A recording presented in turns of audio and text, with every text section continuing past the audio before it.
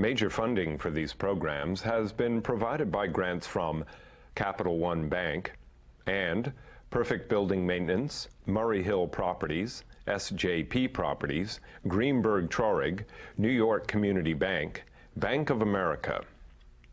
Additional funding for these programs has been provided by grants from Akron Gold Brothers, LLC, C.B. Richard Ellis, City Investment Fund, Cushman & Wakefield, Eastern Consolidated, XL Realty Advisors, LP, Essex Capital Partners, First American Title Insurance Company of New York, Gemini Real Estate Advisors, GVA Williams, Hal Fettner, Durst Fettner Residential, Helmsley Spear, Herbert J. Sims and Company, Herrick Feinstein, LLP, Jackson Development Group, James D. Kuhn Real Estate Institute at Syracuse University, John Katzimatidis, Kilroy Metal Products, Marcus and Millichap, Massey Knackle Realty Services, M&T Bank, Madison Realty Capital, Meridian Capital Group, Newmark Knight Frank, Muss Development, Palin Enterprises, Rosenthal and Rosenthal, Signature Bank, Sheldrake Organization, Sterling and Sterling, Stephen Napolitano, Stonehenge Partners, Studley, the Moynihan Organization.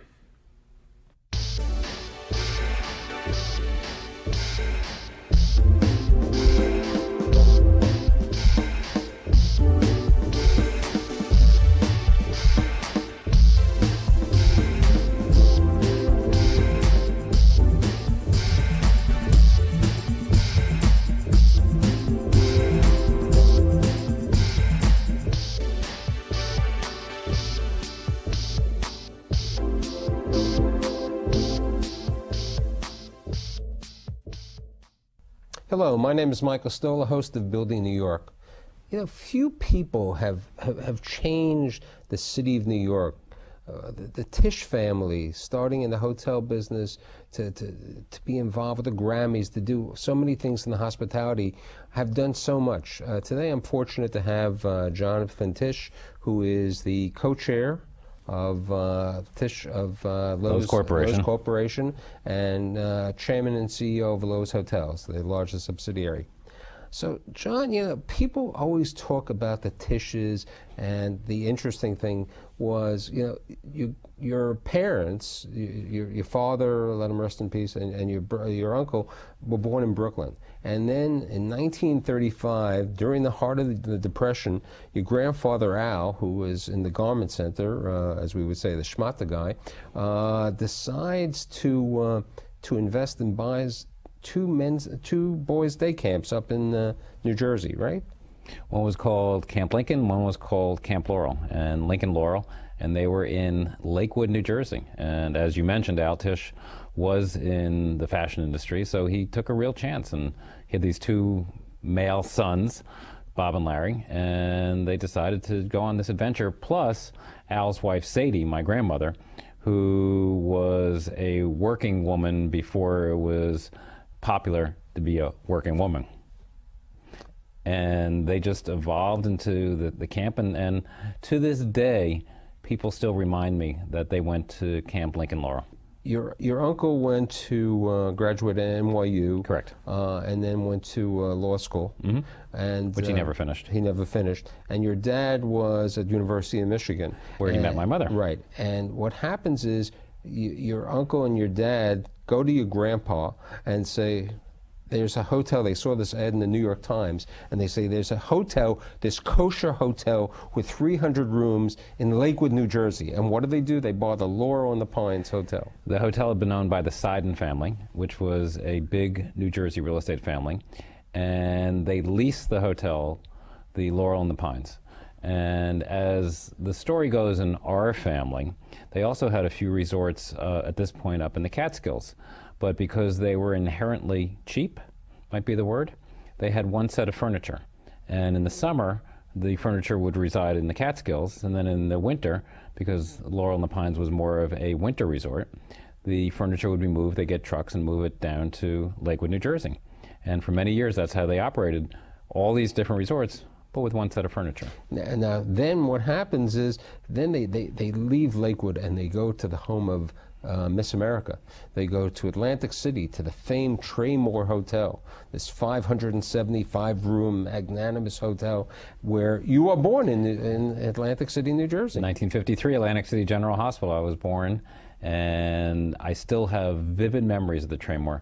For your viewers who are of a certain age, the movie Atlantic City with Burt Lancaster, the opening scene was that hotel being imploded in the early 70s because no one was quite sure what the future of Atlantic City was going to be. It was pre-gaming, and at this point, jet aviation had taken over the travel industry, so people were not going to Atlantic City as frequently as they had in the past. They were going to Miami, and they were going to the Caribbean and Puerto Rico. So my father and uncle didn't quite know what to do with the hotel, so they imploded it, and to this day, the site has still not been built on. It was at one point, maybe 10 years ago, it was going to be the Planet Hollywood Hotel. The site is still vacant where the Traymore used to be, but it was an amazing building, and I have vivid memories of saltwater taffy and the elephant in Margate, and my father, for a couple of years, was always a judge on the Miss America pageant. Your parents, your father and uncle were born in Brooklyn. Now they're in Jersey, and subsequently, I think they go to the McAlpin. They lease the McAlpin Hotel, which is on 34th Street, which is now not even a hotel, it's an apartment house, this 1,500-room hotel, and that's their first entrance into New York City. But simultaneously, then they get into Florida. They build the first big hotel in Florida. Well, Michael, they took a real chance, and I tell this story frequently, and it still amazes me that these two guys who had grown up in Brooklyn. My father went to Erasmus. They were from Bensonhurst. And here in 1955, 56, they get on a plane and they go to South Beach. They go to Miami, Florida. And at that point, the development had been the Fontainebleau and the Eden Rock, and the actual South Beach area was starting to get a little bit tired. But they didn't want to develop there. They went even further north to Bal Harbour, where in the late 50s, there was virtually nothing. And they took a real chance. And for $7 million, they built the 700-room Americana Hotel. Now, most people knew the property in its more recent life as the Sheraton Bal Harbour, because the property was sold in 1972 to American Airlines, who subsequently sold it to Sheraton. The interesting fact also is that the Bal Harbour Shops, which is one of the most successful real estate developments anywhere, that was the site of our tennis courts. And we sold the land so that the Bal Harbour Shops could get built. But let's go back to New York City, because that's where the Tisch Hotel is really, there was McAlpin, the Belmont Hotel. Belmont Plaza. And then there is the building of the Americana. Well, what happened in between was that in 1959, Larry and Bob, my uncle and my father, bought then Loews Theaters. It was one of the first splitting up of two major companies under the Sherman Antitrust Act.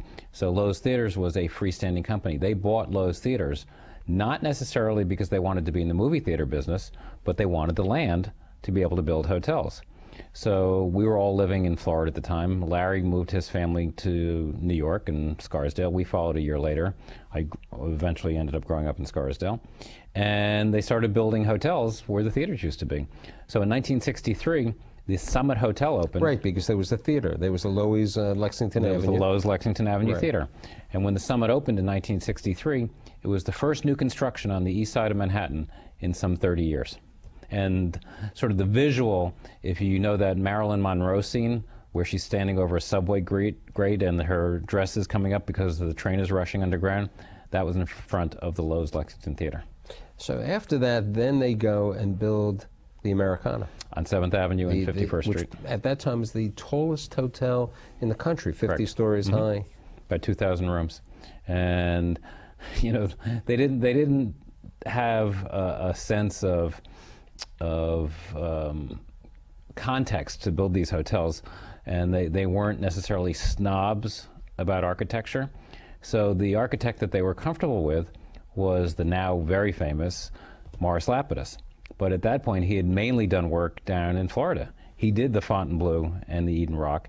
He did the Americana for Bob and Larry, and they brought him up to New York.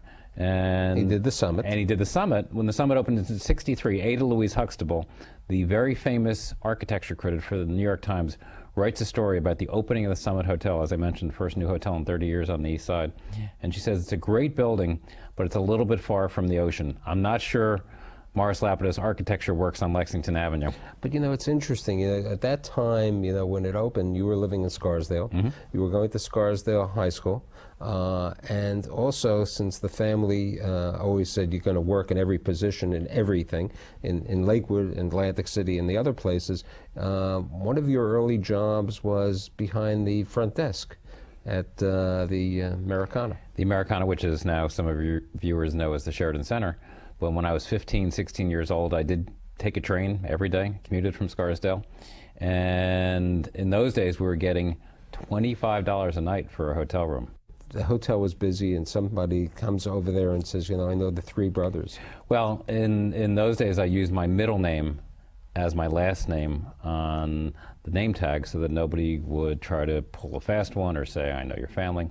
So it said Jonathan Mark, and I was behind the front desk one day, and the hotel was full, 2,000 rooms, and a gentleman walks up, and he says, can I have a room? I said, no, sir, we're sold out. He says, are you sure? I said, yeah. He says, well, I know all three Tish brothers. Now, the reality is that my father sort of went by two names, Preston Robert Tish, and then there was Lawrence. So he said, I know Preston, Robert, and Larry. I said, guess what? Preston Robert is my father. His name is Bob. And we still don't have any rooms. You graduate the gunnery, and you decide to go to Tufts. And at Tufts, you're in public affairs? In Tufts, I was a political science major.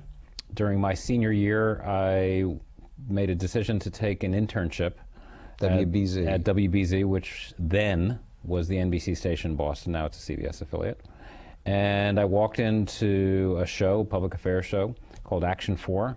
September of 1975. I knew nothing about TV. I'd never held a camera, and subsequently befriended the cameraman producer. He taught me how to shoot and edit, in those days, film.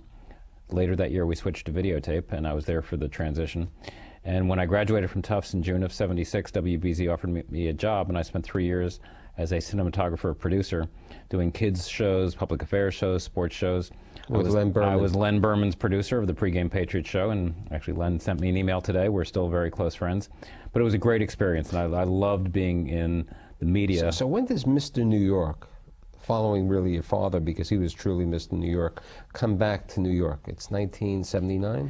It was late '79, early 1980. And you take a job first before you go to the... Well, at that point, Lowe's was in a bunch of different businesses like it is today. And we had the theaters, we had the hotels, we had our insurance company, CNA Insurance. And there was a wonderful man, just a real classic from the entertainment industry by the name of Bernie Meyerson.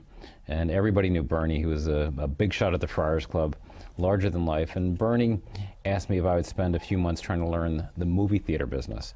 And so he got me a job at Paramount Pictures in their distribution office in the old Gulf and Western building, which is today Trump International. And I did that for a few months, and it wasn't really resonating. I didn't love the experience. So in January of 1980, I started as a sales rep for Loews Hotels, and it was really the first time that I had rejoined the hotel industry as a mature, mid-20s individual who wanted going to... out selling rooms. And selling my first conventions. My first job was, I was given a stack of sales leads, and they said, John, these are the people you got to call, and some of them may have heard of Loews Hotels, and the majority probably didn't. And you've got to convince them why that they want to hold their meeting, or if they were an association exec, why that they would want to come to your hotel and not to one of the competitors.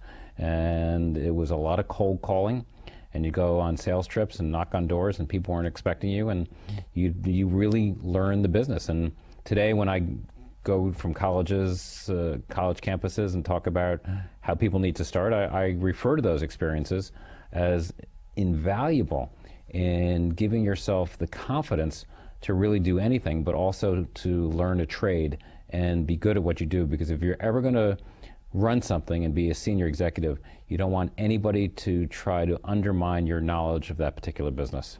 So it was sales, and then you get into development, right? In the mid-'80s, I became director of development for Loews Hotels. The chain was expanding at the time, and there were some opportunities that needed some supervision in terms of construction, and then also finding the sites. There's a hotel that, if people take the George Washington Bridge, it's now called the Marriott in Glen Point. It opened as Lowe's Glen Point Hotel. I supervised the construction of that. But the project that really I was able to... Arizona. Tucson, Arizona, the one that really was my first, from beginning to end, the hotel that I developed with a great team at Lowe's, and it's one we're still managing. Here we are some 25 years later. And it was exciting because Tucson was a city that was just starting to find its way. It was clearly a smaller town compared to Phoenix, hard to get to on direct flights. But we partnered with a developer that was based in Tucson, Lowe's Ventana Canyon Resort. Came out of the ground, 400 rooms, built into the side hill, the side of a mountain in Tucson. Just a gorgeous hotel that to this day still does well. And I remember coming back on my first site visit and said, I looked at Larry and I looked at Bob and I said, we should build a hotel in Tucson, Arizona. And they both looked at me and said, where's Tucson? Before we get to discuss what you've been so involved with New York City, I think we have to talk about, you know, it was Bal Harbour in the 60s. It was John Tisch getting Lowe's back into Florida in the 90s. What happened in 1994? Bob and Larry sold 4 hotels to American Airlines in the summer of 1972. The Americana in Bal Harbour, the Americana in San Juan, the Sheraton, big Sheraton on 7th Avenue, and then a hotel across the street, which is also a Sheraton. And at that point, we were done doing business in South Florida. The area had gone through some difficult times. In the early 90s, the city of Miami Beach, which owned the convention center, 1 million square feet, decided that they were suffering because even though it was a brand new facility, looked great, well run, there weren't enough luxury hotel rooms in the marketplace to support the kinds of groups that would keep a facility like that full. The big associations, the broadcasters, the doctors, because at that point in the early 90s, you really only had the Fontainebleau and you had the Eden Rock and a few other hotels. So the city said to the industry, come build a hotel. Early 90s was not a great time for lodging, so nobody really responded. The city then said a year later, we'll buy a piece of land. We will offer you incentives, favorable lease payments on the land. We'll become your partner. We'll put cash into the deal. At that point, a lot of companies responded. So 9 major hotels. 9 major hotel companies were the finalists in going in front of a commission put together by the city council. And we hadn't done business in South Florida in 20 years, so actually some people at Lowe's were a little bit hesitant, but I knew this was going to be a success. So we pulled all the troops together. We got our financing. We got architects. We worked on this for a year and a half, and the city said, here's the process. There are 9 of you companies out there. We'll give you 1 hour. And in that hour, you've got to convince us why we should be your partner. Make sure that you can come up with your equity contribution, how you're going to market the hotel, how you're going to operate it, what's it going to look like? Because this is a very architecturally sensitive neighborhood, South Beach, Florida. And they said, you have 1 hour. If you go 1 hour and 1 minute, we're turning up the lights, we're turning off the microphones. And totally by happenstance, of the 9 groups, we were first in June of 1994. Part of it was the last 3 minutes of your presentation, right? Well, this was a time when David Letterman, it was during the Winter Olympics, and I was channeling my years as a hotel developer, as a TV producer. And you may remember that David Letterman had sent his mother to Lillehammer, Norway, to ask people, men and women on the street, what it was like for this big event, this global event, to be in a tiny little country in Norway, and what the reaction was. So Mrs. Letterman would walk around and David would show it on his program that night. So we're in one of our production meetings. I said, I have a great idea. Why don't we send my mother, Joan Tish, down to South Beach, ask men and women on the street in Ocean Drive, on Collins Avenue, what it would be like for the Tish family and Loews Hotels to return to this part of Florida after a 20-year absence and get some community support for our attempt to be the city's partner. Everybody thought it was a great idea. This starts in February, March, April, May. By May, people said to me, well, what have you done about your mother? I said, well, I wasn't quite sure if I should ask her. I'm a little hesitant. I don't know. But I said, I have another way of doing this. They said, what? I said, just leave it to me and we'll figure it out. We come to the night before our presentation. We're rehearsing. I'd asked my father to come down to provide some historical context about when he was building hotels versus what we wanted to do in the early 90s. And what I had done, because I didn't want to ask my mother, is that I ended up dressing in drag to look like my mother, and then I interviewed people on the streets. Now, my father hadn't seen the video, and he thought I was crazy. He actually looked at me at 2 o'clock in the morning when we were on 7 hours later as the first group and said, you can't show that. And I said, well, with all due respects to CEO on my business card, this is my decision, I'm showing it. Next morning, 500 people in the audience, we go through the presentation, and the video starts to run, and for the first minute, not one person laughed, nobody got it. And then as the audience started to understand what I had done, the place is in hysterics. Now, I'm not saying that we won this vote because I dressed in drag, but there was a sensibility, it was a calculated business decision on my part that I needed to find a way to break through the clutter and show this commission that we really wanted this hotel, and we might not have been the biggest in terms of rooms, we might not have had the biggest bang for the buck in terms of name recognition, but if you chose us as your partner, we would do almost anything to make this hotel successful. That hotel opened on Christmas Eve, 98, and it's the most successful hotel we have in the company. Now, you know, tenacity is something that you definitely have, and I think part of it relates to your involvement by helping bring the Grammys back. Ed Koch was the mayor. Grammys had not been to New York in probably 10, 12 years. Ed said, John, the Grammys are important to a town like ours. They would give us visibility. We could use the dollars generated from the people that would come to visit.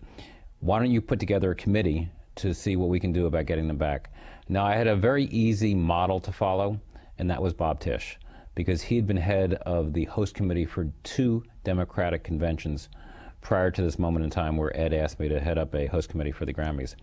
And as he was a mentor in so many other ways, I just looked at what Bob Tisch did for the very successful Democratic conventions, and we set up a group cut across all kinds of industries, men and women who were in entertainment, who were in the record industry as it was called in those days, and we had the Grammys come, and subsequent to that they were here 5 times in 10 years.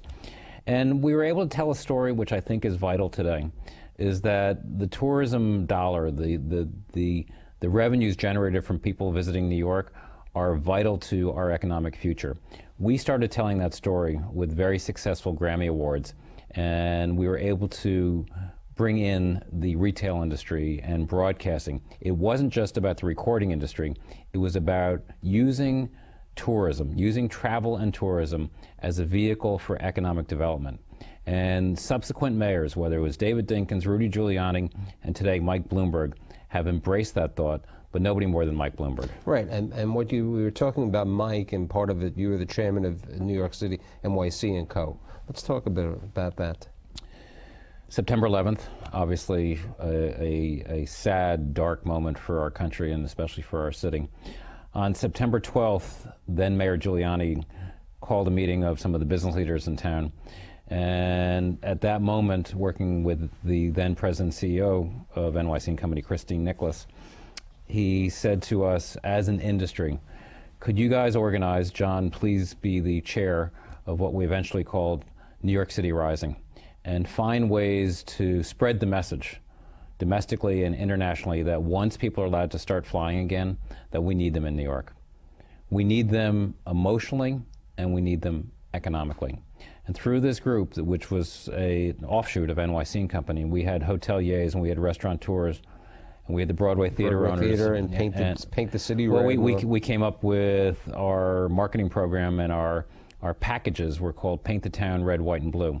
3 different price points, one-stop shopping, hotel room, restaurants, Broadway, cultural attractions. And we immediately got that message out. And about 6 weeks after September 11th, you started to see the planes arriving at LaGuardia and Newark and Kennedy. And there were people coming from Oregon and Hawaii and California. And the term patriotic tourism was coined because of the message that we were sending out of New York, that, to quote Mayor Giuliani, we were open for business and we needed people to support us. We were very successful, and when Mike became mayor in April of his first term, he asked me to chair NYC & Company, which I did for 6 years, and then stepped down this past winter. Now, talking about tourism, the roundtable, Travel Business Roundtable, group that I started about 15 years ago with some other CEOs in Washington. That grew out of the White House Conference on Travel and Tourism, which President Clinton organized. And no administration had ever brought together the once thought of disparate entities of travel and tourism. Certainly each group, airlines, hotels, restaurants, have their trade association, and they would go to Capitol Hill and lobby for what they thought was important. But we weren't speaking as an industry. We weren't speaking as a unified bunch of companies that have a vested interest in a stronger country. And so we formed the Travel Business Roundtable some 15 years ago. Right. We're CEO driven. Our mission then, as it is today, was to raise the visibility of our industry and educate our elected officials about the significant economic and social contributions that travel and tourism makes. One thing that you have been involved with for the last 14 years is the NYU Real Estate Annual Hospitality thing, which when you got involved, it had 400 people. We started when Steve Brenner, who Mike, started 30 you knew years well. Steve Brenner, wonderful guy, was a hotel broker for Harry Helmsley Spear. Wonderful man, started this conference just for people to come together to talk about investing in hotels. Steve sadly left us. I took over 14 years ago. We had 600 people. This past June at the Waldorf, first Monday and Tuesday in June, we had 2,500 people paying about $2,200 a head to come to the conference. We cover all kinds of topics. We go into all kinds of discussions. We have great panels. Donald Trump was our keynote speaker this year. But most importantly, when the $1 million. When the conference is over and we pay our bills, we turn over to the Tisch School, which is appropriately named after Preston Robert Tisch, my father, the Tisch School of Travel, Tourism, Hospitality, and Sports Management. We turn over $1 million so that kids can afford an education in this great industry. And yourself are involved. You've been on the board of Tufts, and you endowed the Jonathan Tisch. Been on the board. It's been an honor to be on the board of Tufts University up in Medford, Mass, my alma mater. Been there on the board for 18 years. And about 2 years ago, the school was very kind to name a college after me, the Jonathan Tisch College of Citizenship and Public Service, something that I am extremely proud of. And in your spare time, a couple of hours over here, you've written 2 books. Written 2 books. I have a TV show. I'm proud to be associated with my family and to be partners with the Maras in our co-ownership of the Since New York. 1990, really? Yep, something that Bob Tisch did that brought him tremendous pleasure in the last 15 years of his life, and the Maras are perfect partners. And last but not least, you told me you're now into the entertainment. Started a little media company called Walnut Hill Media about 2 months ago, and our first investment became a partner in the Tribeca Film Festival. So there is no question that the Tishes, followed by the brothers and by everyone else, and definitely you, have been builders of New York, and I thank you for being here today. Thank you, Michael.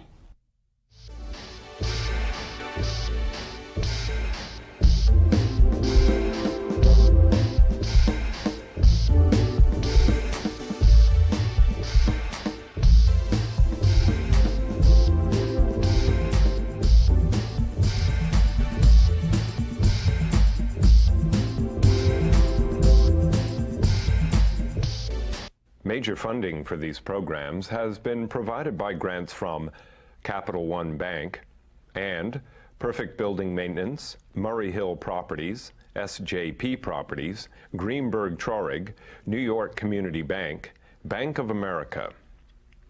Additional funding for these programs has been provided by grants from Akron Gold Brothers, LLC, C.B. Richard Ellis, City Investment Fund, Cushman & Wakefield, Eastern Consolidated, XL Realty Advisors, LP, Essex Capital Partners, First American Title Insurance Company of New York, Gemini Real Estate Advisors, GVA Williams, Hal Fettner, Durst Fettner Residential, Helmsley Spear, Herbert J. Sims and Company, Herrick Feinstein LLP, Jackson Development Group, James D. Kuhn Real Estate Institute at Syracuse University, John Katzimatidis, Kilroy Metal Products, Marcus and Millichap, Massey Knackle Realty Services, M&T Bank, Madison Realty Capital, Meridian Capital Group, Newmark Knight Frank, Muss Development, Palin Enterprises, Rosenthal and Rosenthal, Signature Bank, Sheldrake Organization, Sterling and Sterling, Stephen Napolitano, Stonehenge Partners, Studley, the Moynihan Organization.